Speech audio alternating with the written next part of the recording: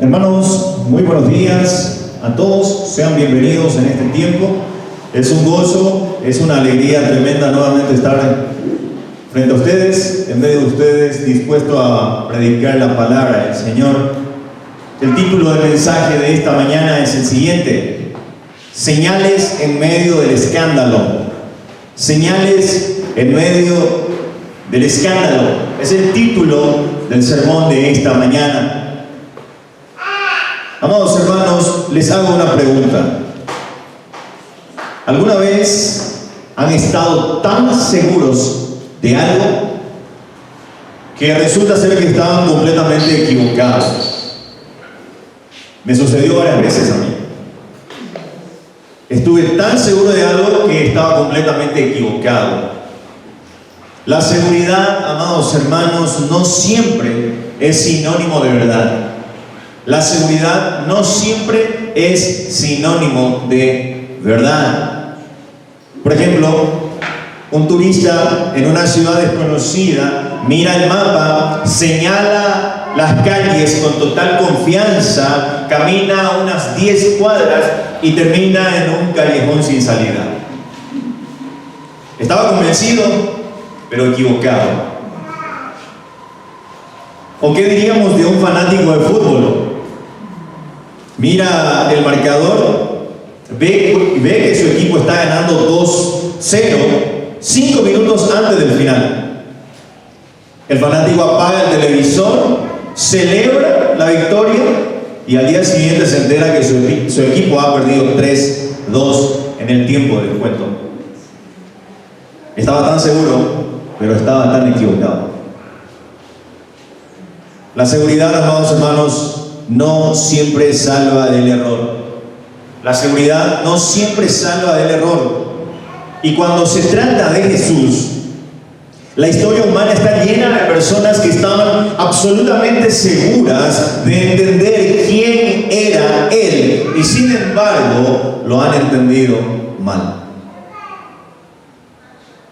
Eso es exactamente lo que encontramos en el pasaje que vamos a estudiar. Vamos a abarcar Evangelio según San Juan, capítulo 7. Voy a pedir que abra su Biblia. Evangelio según San Juan, capítulo 7, versículos 25 al 36.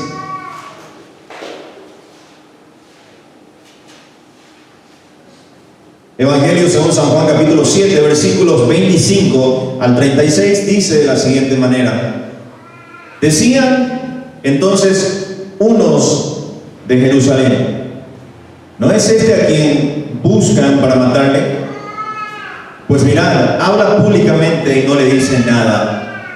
¿Habrán reconocido en verdad los gobernantes que este es el Cristo? Pero este sabemos de dónde es, mas cuando venga el Cristo, nadie sabrá de dónde sea.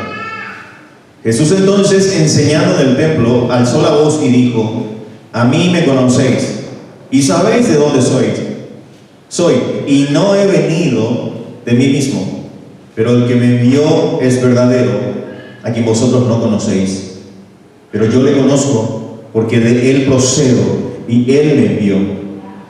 Entonces procuraban prenderle, pero ninguno le echó mano, porque aún no había llegado su hora. Y muchos de la multitud creyeron en él y decían: el Cristo, cuando venga, hará más señales que las que éste hace. Los fariseos oyeron a la gente que murmuraba de él estas cosas, y los principales sacerdotes y los fariseos enviaron alguaciles para que le prendiesen. Entonces Jesús dijo: todavía un poco de tiempo estaré con vosotros e iré al que me envió. Me buscaréis y no me hallaréis, y a donde yo estaré vosotros no podréis venir. Entonces los judíos dijeron entre sí: ¿a dónde irá este que no le hallemos? ¿Se irá a los dispersos entre los griegos y enseñará a los griegos? ¿Qué significa esto que dijo: me buscaréis y no me hallaréis, y a donde yo estaré vosotros no podréis venir? Vamos a orar. Padre, gracias por este tiempo, gracias por tu palabra. Abre nuestro entendimiento, Señor, danos entendimiento. Padre amado, ayúdanos a deleitarnos en tu palabra. Que este tiempo sea de gozo, al adentrarnos en la misma, que tu palabra constantemente nos impulse a vivir en santidad, a vivir de la manera que te agrade. Y mi Dios, pedirte que tú puedas siempre ayudarnos a aplicar en nuestras vidas lo que vamos aprendiendo en este lugar. Úsame, Señor, como un instrumento esta mañana, y te pido, Padre amado, que bendigas a tu iglesia.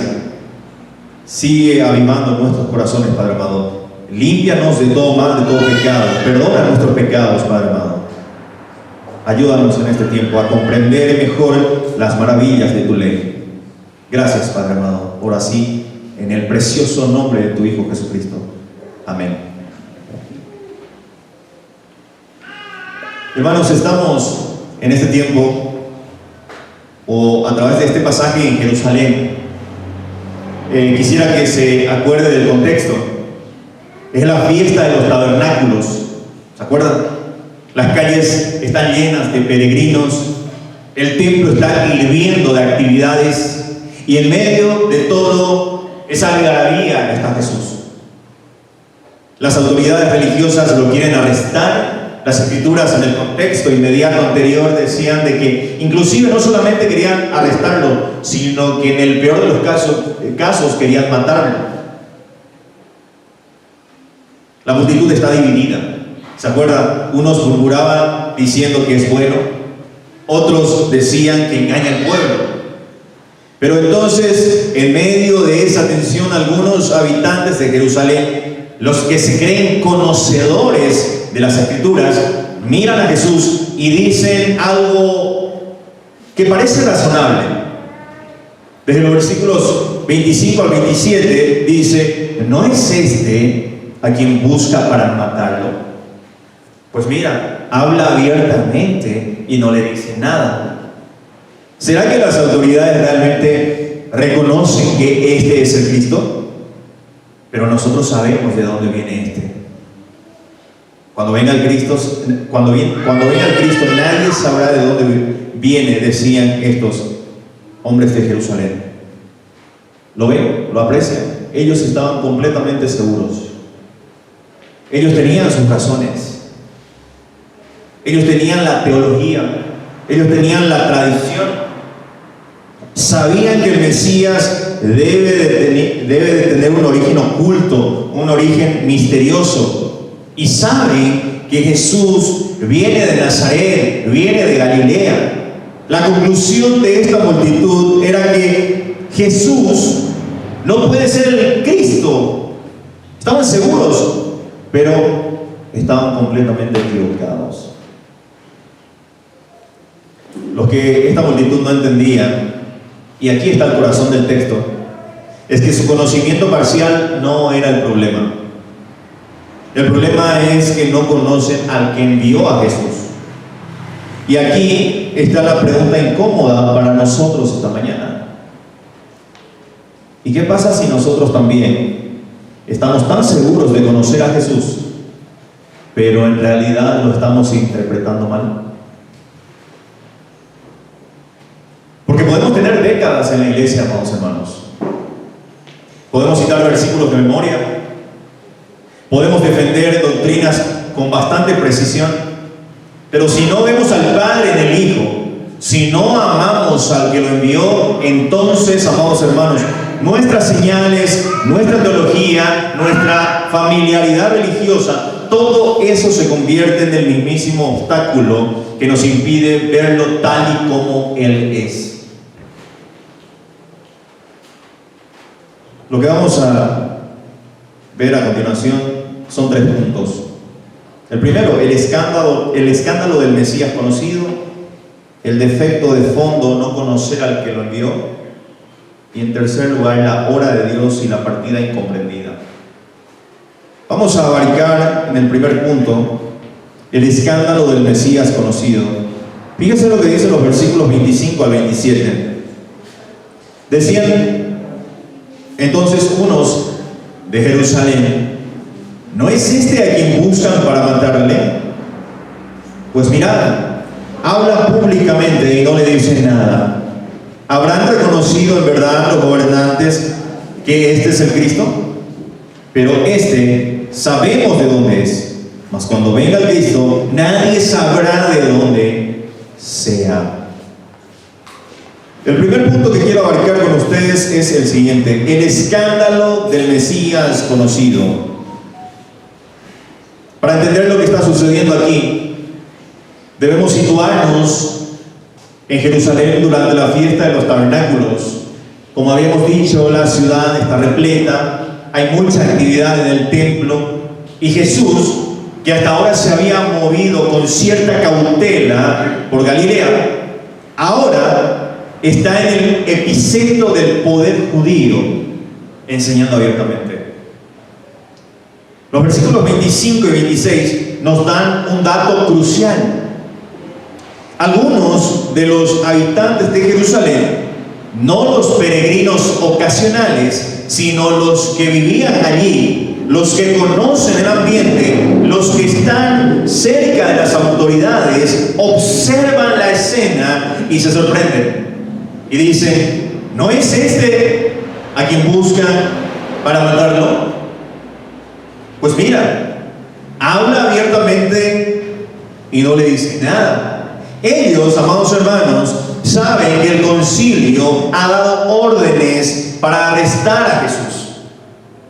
Han visto el complot, conocen el trasfondo político que hay detrás de todo esto.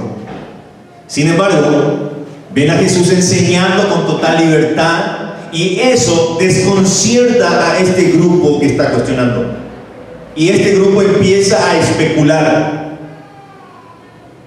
Ellos dicen: ¿será que las autoridades realmente reconocen que ese es el Cristo?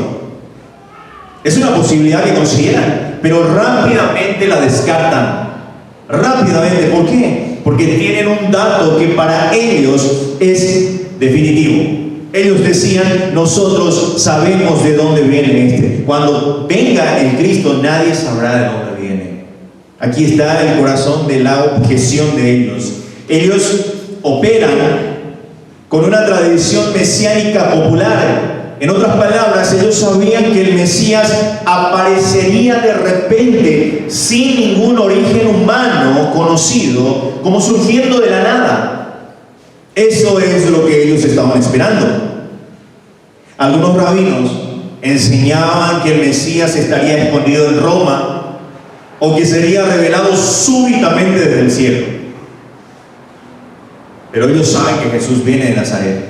Conocen a su madre, conocen a sus hermanos, han visto su carpintería. Para ellos ese conocimiento geográfico y familiar es suficiente para descartarlo. Lo conocemos, no puede ser él. La intención del evangelista Juan al registrar esto es profunda. Juan no está simplemente relatando un malentendido más. Está mostrando cómo la incredulidad no es falta de información, sino más bien es una hermenéutica corrupta, una comprensión que está mal. Estas personas tienen datos correctos de Jesús. Jesús es de Nazaret, sí, pero interpretan mal esos datos porque parecen o parten de una presunción falsa sobre el Mesías.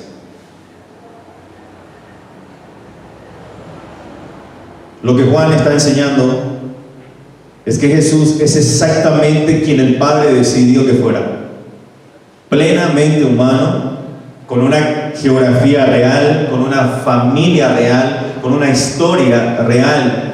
No es un Mesías fabricado por leyes religiosas, es un Mesías encarnado, y esa encarnación es precisamente el escándalo que Pablo menciona en 1 Corintios 1, 22 y 23. ¿Por qué? Porque los judíos piden señales, los griegos buscan sabiduría, pero nosotros, dice Pablo, predicamos a Cristo crucificado, tropezadero para los judíos.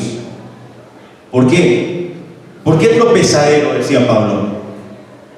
Porque un Mesías colgado en la cruz, un Mesías colgado en la cruz, no encajaba con un Mesías de gloria inmediata.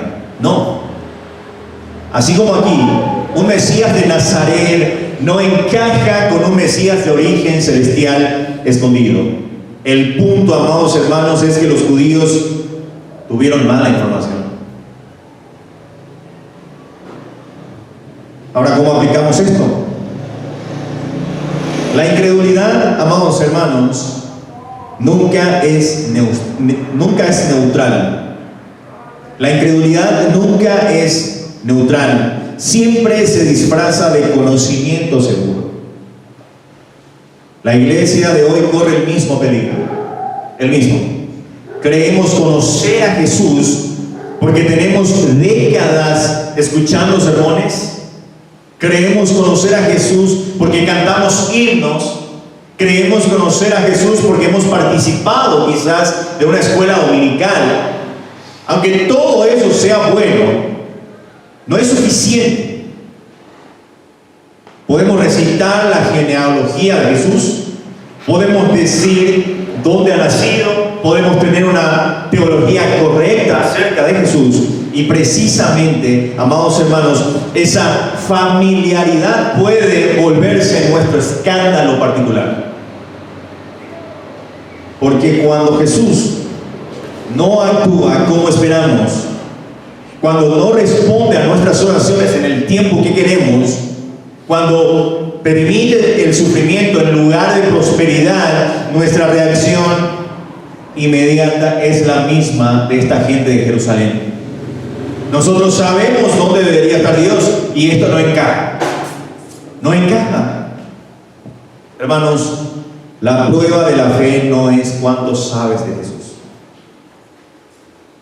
La prueba de la fe no es cuánto sabes de Jesús, sino más bien es si eres capaz de recibirlo tal como Él es, no tal como tú lo esperas. La pregunta que este pasaje nos deja no es si tienes una información correcta sobre Jesús, es más bien si esa información te ha llevado a postrarte ante el Jesús real, el que vino de Nazaret, el que vino a morir, el que vino a buscar pecadores, que como esos habitantes de Jerusalén estaban tan seguros de que nuestro conocimiento, del conocimiento que nos perdemos, la gloria del Hijo de Dios parado justo delante de nosotros.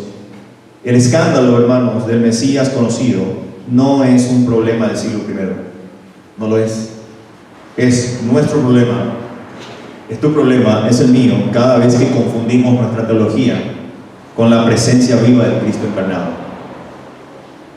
En segundo lugar, quiero ver con ustedes el defecto de fondo: no conocer al que envió. Fíjense lo que dicen los versículos 28 y 29.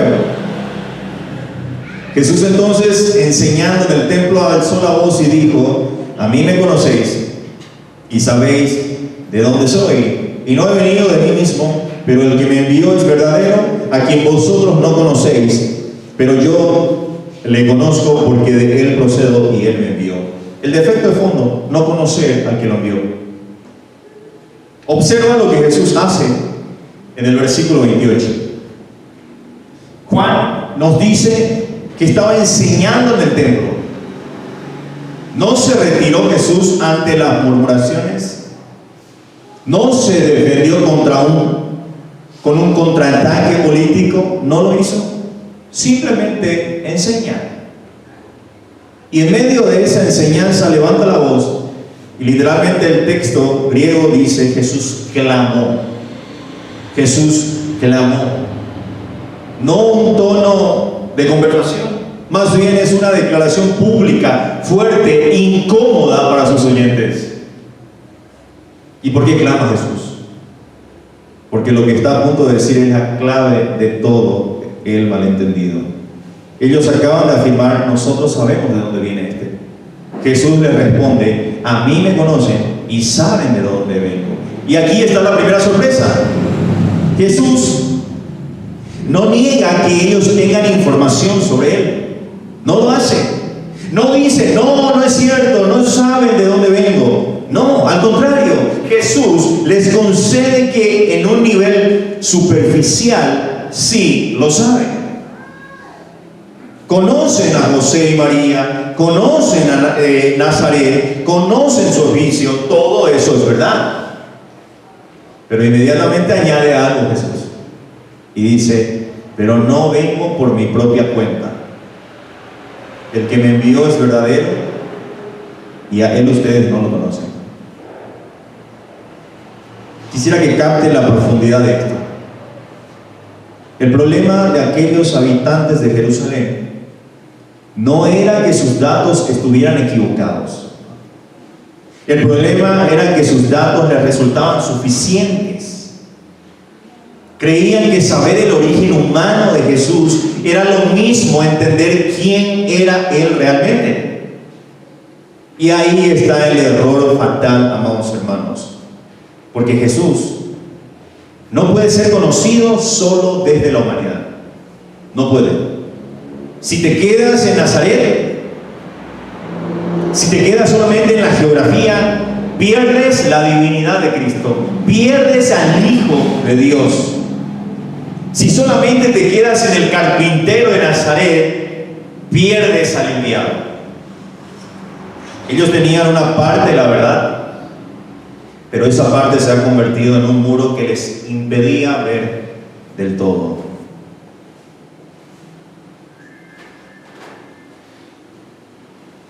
Juan, al escribir esto, lo hace de manera magistral, porque a lo largo de todo su evangelio ha estado construyendo un contraste entre el conocimiento humano y el conocimiento divino. Al inicio, Juan escribe: vino a los suyos, pero los suyos no lo recibieron. 1:11 de Juan. ¿Por qué no lo recibieron? Porque los suyos confiaban en su conocimiento de las Escrituras, en su linaje, en su circuncisión, en su templo, confiaban en ello. Tenían todo, pero no tenían al que envió a Jesús. Y ahora, en el capítulo 7, Juan muestra la misma dinámica. Los habitantes de Jerusalén son la personificación del hombre religioso que tiene la letra, pero no al espíritu, que tiene la tradición, pero no tiene al Padre. Por eso Jesús dice: el que me envió es verdadero. Ese adjetivo, verdadero, es crucial. No significa simplemente que Dios dice la verdad, sino que Dios es la realidad última, el original, el auténtico. En contraste, todo conocimiento humano que no esté anclado en Dios es irreal, es superficial y es engañoso. Amados hermanos, es importante entender esto a la luz del Evangelio. Lo que este pasaje revela es la absoluta dependencia de Jesús del Padre. Jesús no vino por su propia cuenta. Esta frase aparece repetidamente en el Evangelio de Juan. Jesús no es un profeta autónomo ni un maestro independiente. Siempre ha actuado en dependencia de su Padre. Su identidad está definida enteramente por su relación con el Padre. Conocer a Jesús es conocer al Padre. Y no conocer al Padre es no conocer a Jesús. Sencillamente así. Por más datos que tengamos sobre la vida terrenal de Jesús, si no conocemos al Padre, no podemos conocer a Jesús. Y viceversa.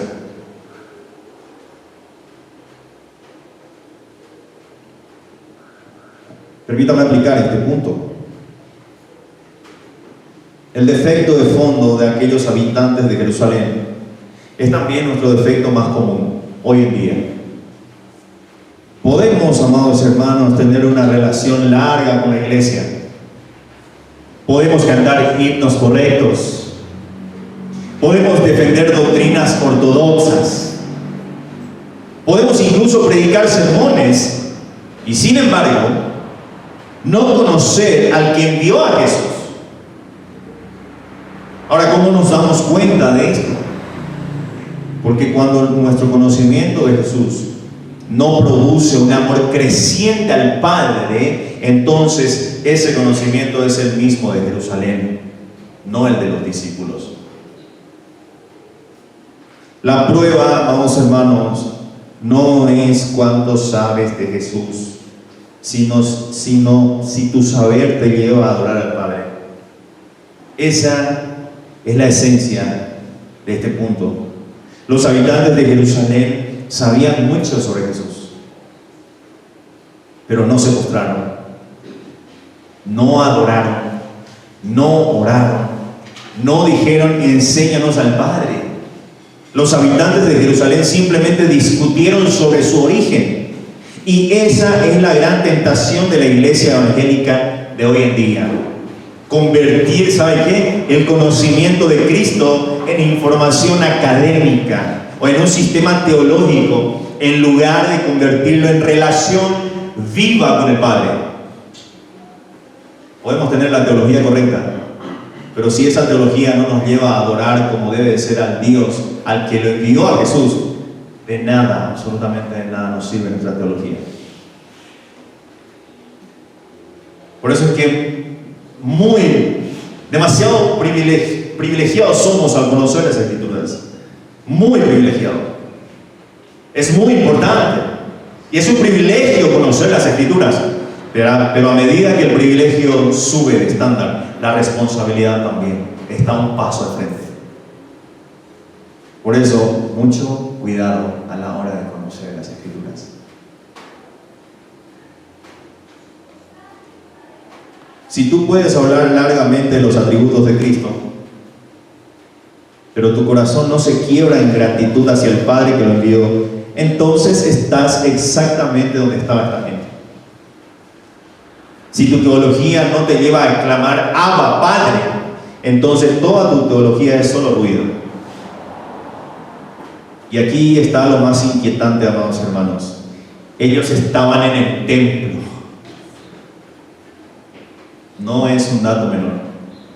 Ellos estaban en el templo. Estaban haciendo las cosas religiosas. Escuchaban a Jesús enseñar.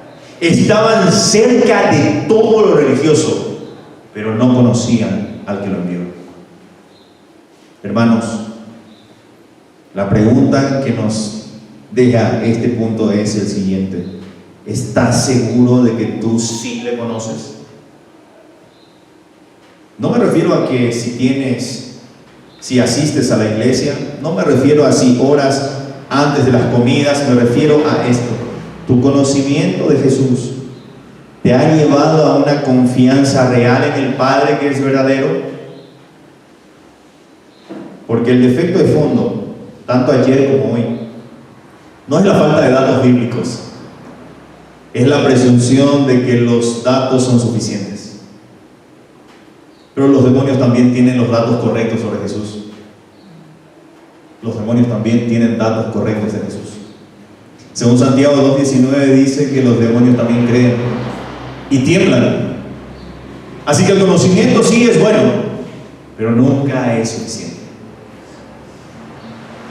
El llamado de este punto o de este texto es a ir más allá del saber de Jesús para llegar al conocer al Padre a través de Jesús.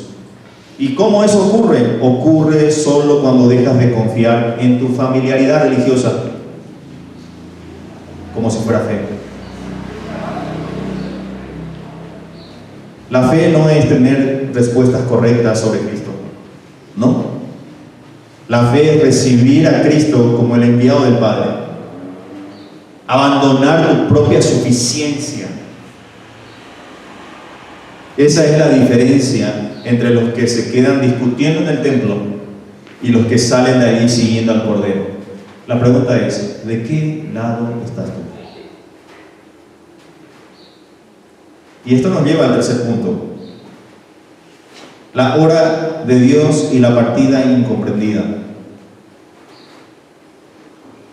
¿Quién puede leer los versículos 30 al 33? ¿Alguien puede leer? No, Nelson, ya del 30 al 33. ¿Y otro u otra que pueda leer del 34 al 36? ¿Quién lo lee? Hermano, ya, ahí nuestro pastor Valerio. Del 30, hermanos, al 33, hermano Nelson, y del 34 al 36, Álvaro, por favor.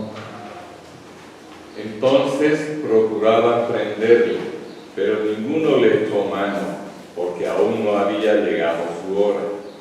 Y muchos de la multitud creyeron en él y decían: el Cristo, cuando venga, hará más señales de las que éste hace.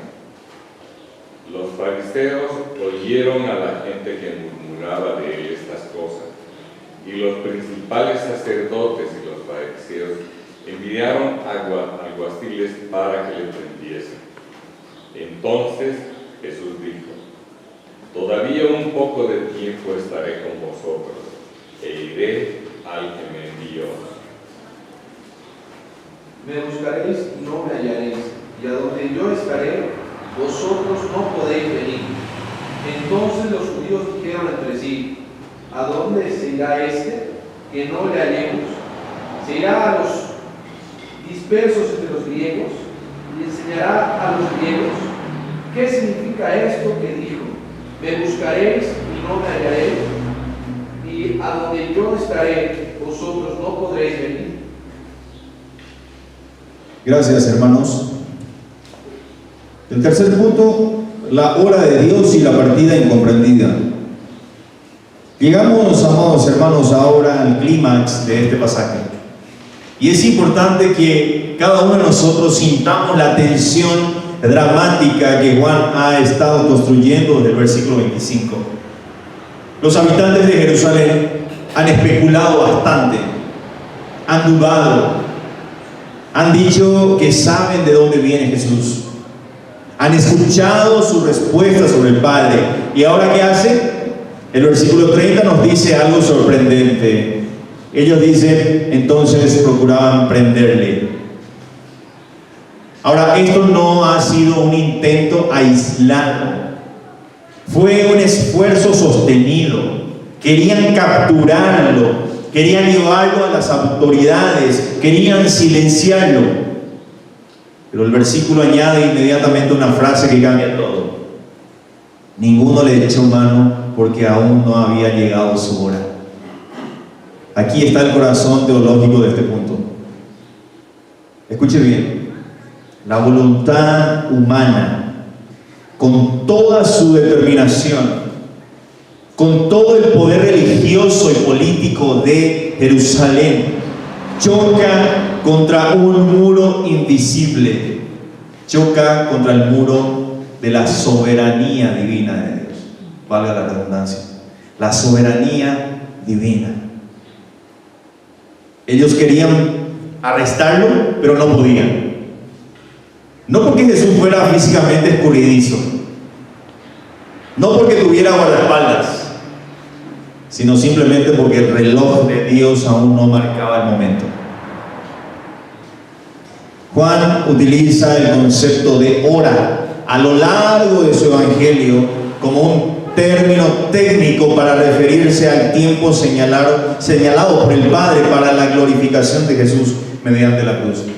Generalmente cuando Juan dice en su evangelio hora, se refiere al momento que Cristo va a la cruz.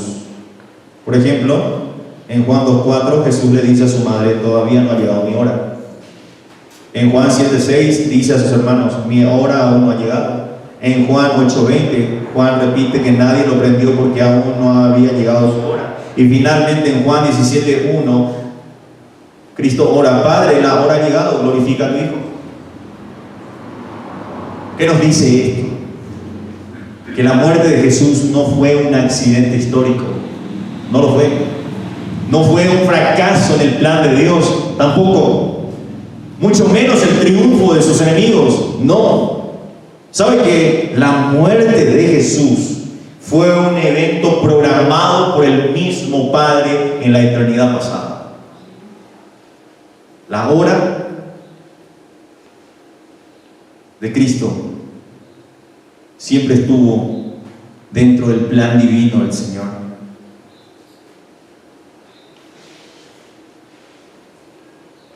El autor quiere que sepamos aquí que nadie en primera instancia tomó la vida de Jesús.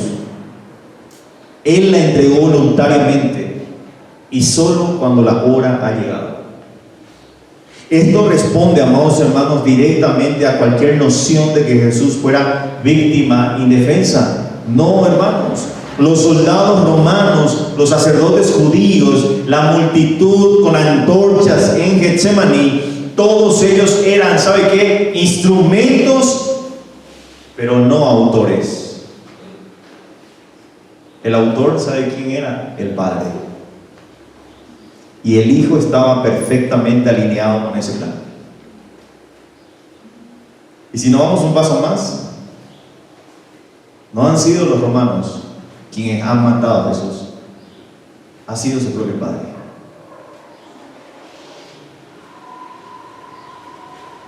Obviamente, para comprender eso, yo sé que suena muchas veces duro, cruel, pero hay que entender ciertas ramas de la teología para comprender plenamente que el autor de esa muerte ha sido el mismísimo Padre. Quizás usted pueda dimensionar un poco más del amor que el Señor tiene a sus escogidos. Ha entregado su vida, la vida de su Hijo. Ahora, observemos lo que ocurre en el versículo 31. En medio de ese ambiente de hostilidad, Juan introduce un contraste. Pero muchos de la multitud creyeron en Él. ¿En qué creyeron? El texto dice: cuando venga el Cristo, ¿acaso hará más señales que éste hace? Ahora, no era una fe plena, sin duda. Era una fe incipiente, basada en señales. Pero Juan aquí la registra como un testimonio de que, a pesar del rechazo de los líderes y de los habitantes de Jerusalén, Jesús estaba atrayendo a algunos. La gente de la multitud, algunos estaban creyendo en Él. Luego, en el versículo 32, los fariseos oyen los murmullos de la multitud y envían oficiales para prenderlo. La tensión aumenta allí. Jesús, sabiendo todo esto, pronuncia las palabras que ellos interpretarán completamente mal. Dice: todavía estaré con ustedes un poco de tiempo. Luego al que me envió, me buscarán y no me encontrarán, y a donde yo estoy ustedes no pueden venir. Hay que captar la ironía aquí. Ellos querían prenderlo, estaban enviando oficiales, creían tener el poder, el control, y Jesús les dice: ustedes no pueden venir a donde yo voy. ¿Por qué no pueden? Porque Él vuelve al Padre. Y ellos, en su incredulidad, no pueden seguirle.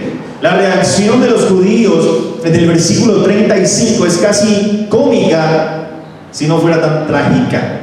Dice: ¿a dónde se irá este que no le hallemos? ¿Será que se irá a los griegos dispersos y enseñará a los griegos? Están pensando nuevamente en términos geográficos. Creen que Jesús se refería a las comunidades judías fuera de Israel. No estaban entendiendo que Jesús iría al cielo nuevamente. Estaba hablando del cielo. No están entendiendo que Jesús no iría a un país extranjero, iría al seno nuevamente del Padre. En el peor de los casos, esta multitud no entiende que el problema no es la distancia geográfica, el problema real es la distancia espiritual. Y aquí está la tragedia final de este pasaje. Ellos están tan concentrados en prender a Jesús, en arrestar a Jesús en el templo, en esta tierra, en este momento, que no pueden ver que Él se va a un lugar al que la incredulidad nunca puede llegar. Jesús es el único que puede ir al Padre porque Él viene del Padre. Su partida no es un abandono, es una ascensión. Su partida no es una derrota, más bien es una glorificación. Y donde está Él, como dice las Escrituras, a la diestra del Padre, ningún ser humano puede llegar por sus propios esfuerzos religiosos. Ninguno. Los judíos pensaban que las señales, la ley, el templo, los sacrificios, les daban acceso a Dios. Y no. ¿Por qué Jesús les dice a ellos, ustedes no pueden venir a donde yo voy? Porque solo a través de Él se puede llegar al Padre. Él mismo dirá más adelante en Juan 14:6, yo soy el camino, la verdad y la vida. Nadie viene al Padre si no es por mí.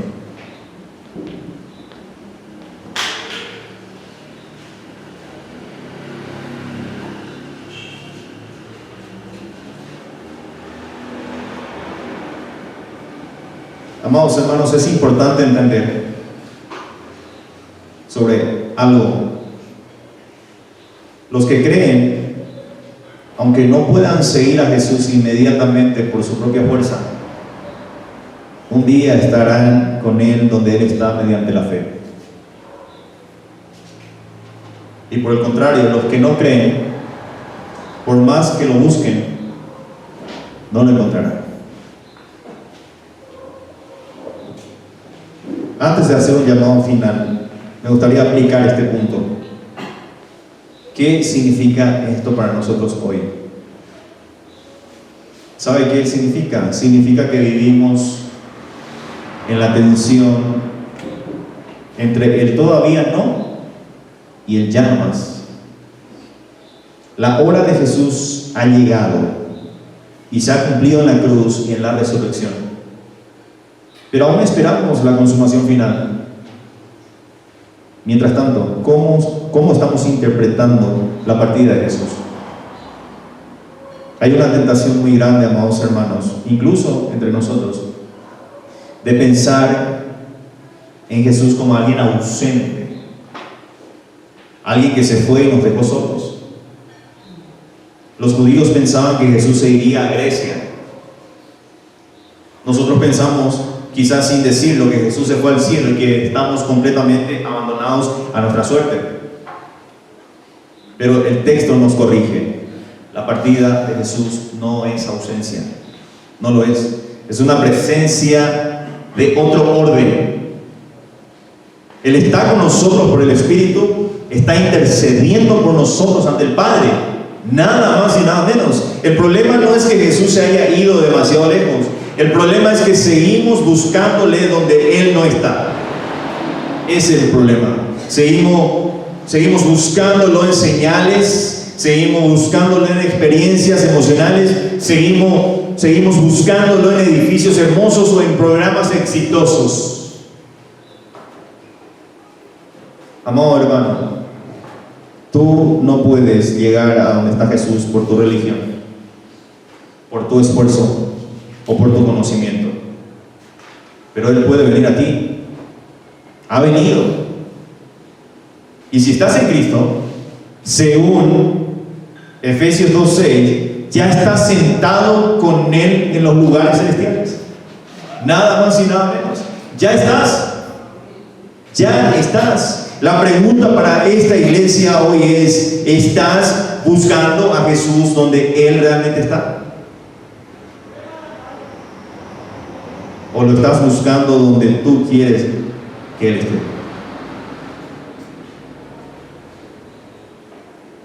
Amados hermanos, ¿has intentado controlar a Jesús? ¿Has intentado meterlo en tu teología cómoda, en tus horarios religiosos, en tus expectativas de cómo debe responder a tus oraciones? De esa forma Jesús se irá de tus manos.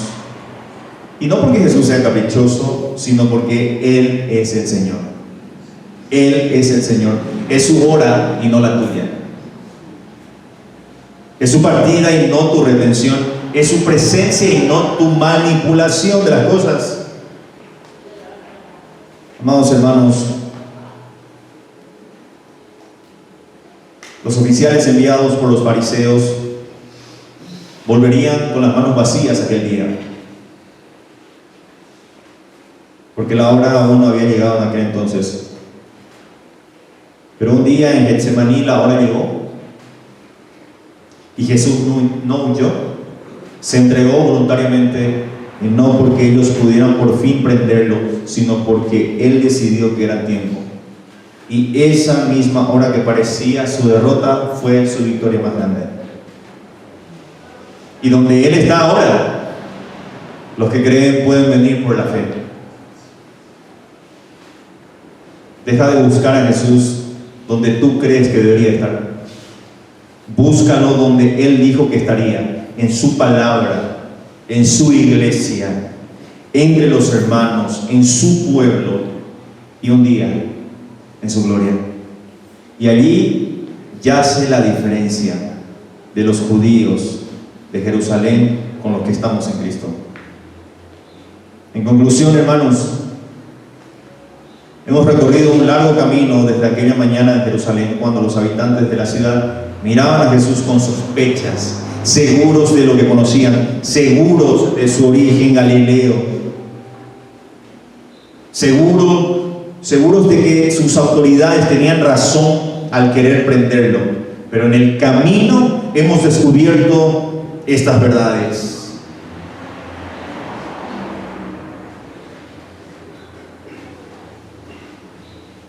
Tú puedes estar exactamente donde estaban aquellos habitantes de Jerusalén, en el templo, cerca de todo lo religioso, con respuestas concretas y correctas, con una vida moralmente ordenada, con una membresía inclusive de iglesia impecable. Y sin embargo, podrías estar con un corazón que no conoce al Padre. ¿Y cómo lo sabemos? Sencillo. Porque cuando escuchas la palabra, por ejemplo, de Jesús, no te produce gozo, te produce incomodidad.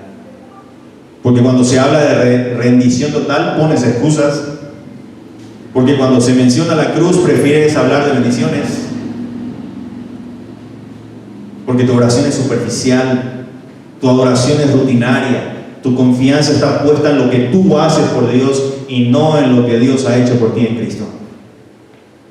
La buena noticia del Evangelio es que no tienes que quedarte allí.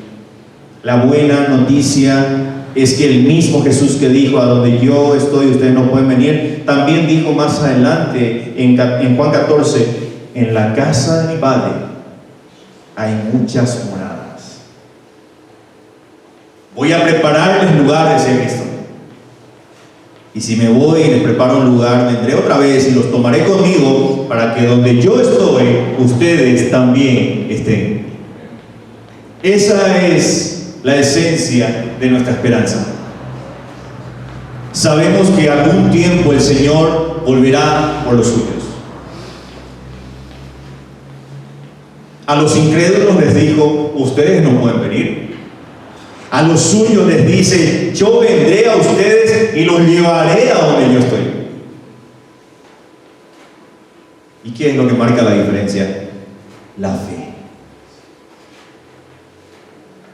Por eso la llamada final de este sermón no es a que te esfuerces más, no es a que leas más la Biblia, aunque debas de hacerlo, no es a que ores más, aunque debas de hacerlo, no es a que asistas más a la iglesia, aunque debas de hacerlo. La llamada final es a que te enfrentes a la pregunta más incómoda de este pasaje, que este pasaje te puede llegar a hacer: ¿estás confiando en tu conocimiento de Jesús? ¿O estás confiando en el mismísimo Jesús? Hoy Jesús sigue enseñando en el templo de su palabra. Sigue clamando: me conocen pero no conocen al Padre. Sigue advirtiendo: me buscarán y no me encontrarán. Pero también sigue diciendo a todo el que quiera oír: el que viene a mí no le echo fuera. No importa cuánto tiempo hayas estado en la iglesia sin conocer realmente al Padre, no importa cuánta información tengas sin fe, no importa cuántas veces hayas intentado aprender a Jesús en tu teología sin dejarte sujetar por Él, Él sigue ofreciendo lo mismo que ofreció en el templo aquel día: no un debate, no una lección, sino a sí mismo. Él se ofreció a sí mismo.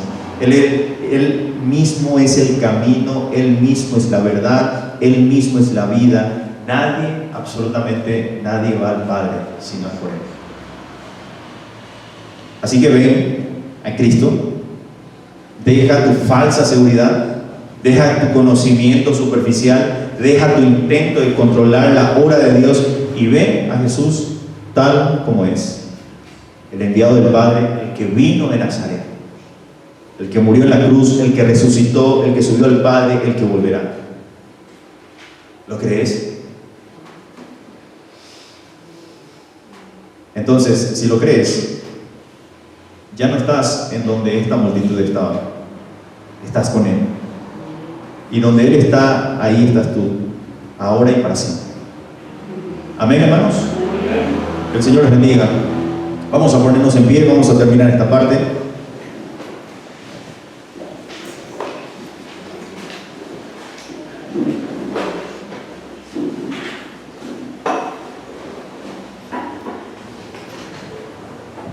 Oremos.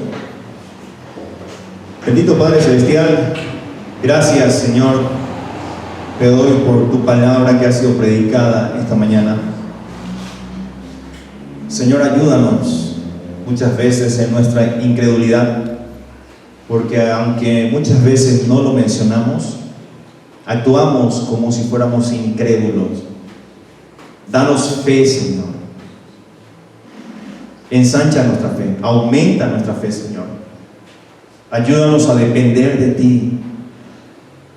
Es cierto que el conocimiento tuyo y de tu palabra es bueno, pero ayúdanos, Señor, a tener una relación real contigo, bajo tu criterio, bajo tus estatutos, bajo tus ordenanzas y tus mandamientos, Señor.